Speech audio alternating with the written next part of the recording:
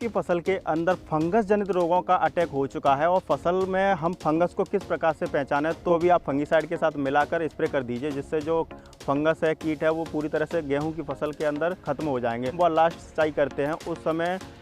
पानी जो है वो मात्रा से अधिक पानी का इस्तेमाल करते हैं। क्यारियाँ इस टाइम गेहूं की फसल लगभग 60 से 70 दिन की हो चुकी है और हमें इस टाइम अपने गेहूं की फसल में क्या क्या कार्य करने हैं, जिसके कारण जो हमारे गेहूं की फसल अभी देख रहे हैं आप गवोट अवस्था में है, तो ये इस टाइम हमें क्या कार्य करने हैं जिससे कि हमारे जो गेहूं की फसल है वो जो बालियां हैं वो अच्छे से निकले और इसमें जो बालियों में दाने का भराव हो वो काफ़ी अच्छे दाने का भराव हो। अगर कुछ किसानों की फसल छोटी है, फसल अच्छे से बढ़वार नहीं कर रही, तो हमें क्या कार्य करने हैं और फसल के अंदर फंगस जनित रोगों का अटैक हो चुका है, जैसे जो पहले बुआई कर चुके हैं तो उनके जो गेहूं की पत्तियां हैं वो अंदर से पीली पड़ रही हैं, तो उनमें अटैक आ चुका है फंगस का। यदि फसल के अंदर हरा तिला, माहू जैसे कीटों का अटैक हो चुका है, तो बेस्ट कीटनाशक आपके लिए कौन सी रहेगी? लंबे समय तक हमारे गेहूं की फसल स्वस्थ एवं हरी भरी रहे और किसान भाइयों को एक बढ़िया उत्पादन मिले। और अभी आपकी फसल किस अवस्था में, यदि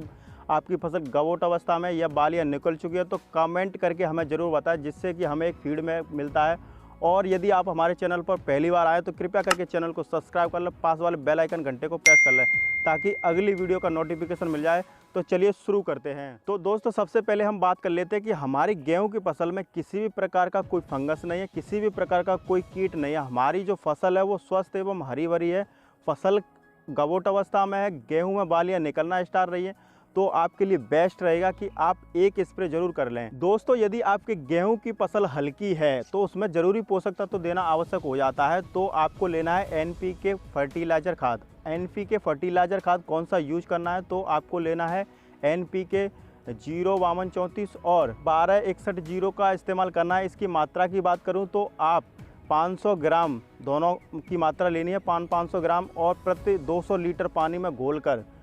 पत्तियों पर स्प्रे कर दें, जिससे जो आपको रिजल्ट है वो तुरंत मिलेगा, क्योंकि जो फर्टिलाइज़र खाद होते हैं वो पत्तियों पर अच्छे से चिपक जाते हैं। और हाँ, एक और चीज़ आप दोस्तों मिला सकते हैं, चिलिटेड जिंक। यदि आप इन दोनों खादों का इस्तेमाल कर रहे हैं तो आपको जिंक सल्फेट यदि आपने पहले लगाया है तो कोई बात नहीं है, आप अब भी इस स्टेज में भी आप चिलिटेड जिंक का इस्तेमाल कर सकते हैं। और जो फर्टिलाइज़र खाद होते हैं NPK, वो पत्तियों की सतह पर आसानी से चिपक जाते हैं और इसके जो रिजल्ट होते हैं वो हमें तुरंत दिखाई देने लगते हैं, तो आप इसका इस्तेमाल ज़रूर करें। गेहूं यदि गवोट अवस्था में है तो आप एक बार स्प्रे जरूर करके देखें। तो दोस्तों, अब हम बात कर लेते हैं, यदि गेहूं की फसल के अंदर फंगस जनित रोगों का अटैक हो चुका है और फसल में हम फंगस को किस प्रकार से पहचानें, तो हमें सबसे पहले अपनी फसल के अंदर देखना चाहिए कि जो पत्तियाँ हैं वो किनारे से हल्की पीली पड़ रही होती हैं और पत्तियों पर ब्लैक स्पॉट जैसे धब्बे दिखाई देते हैं, तो समझ लेना चाहिए कि हमारी गेहूं की फसल के अंदर फंगस जनित रोगों का अटैक हो चुका है। दोस्तों, फंगस जनित रोग उन खेतों में ज़्यादा आता है जैसे कि बुआई करते समय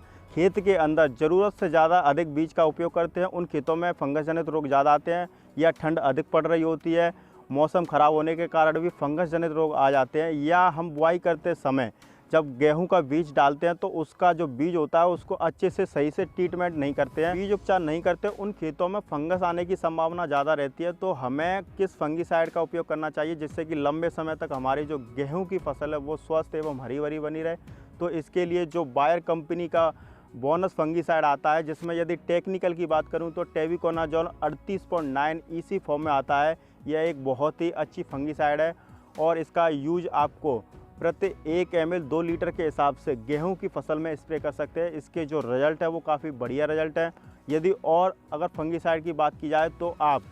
जो साफ फंगीसाइड आती है वो दोनों ही तरह के फंगस को कवर करती है, उसमें दोनों ही टेक्निकल पाए जाते हैं, सिस्टमेटिक और कॉन्टैक्ट फंगीसाइड दोनों ही होते हैं, उसका भी आप इस्तेमाल कर सकते हैं फंगस के लिए। एक और चीज़, साथ ही साथ फंगस के साथ कीटों का उपचार कैसे करें, तो कीट के लिए आप सिस्टमेटिक इंसेक्टिसाइड इमिडाक्लोप्राइड का इस्तेमाल कर सकते हैं। इसको भी आप फंगीसाइड के साथ मिलाकर स्प्रे कर दीजिए, जिससे जो फंगस है, कीट है, वो पूरी तरह से गेहूं की फसल के अंदर ख़त्म हो जाएंगे। तो ये तो हो गया गेहूं की फसल में फंगस व कीटों से फसल को कैसे बचाएं। इसके बाद किसान एक और गलती करते हैं कि जो अंतिम व लास्ट सिंचाई करते हैं उस समय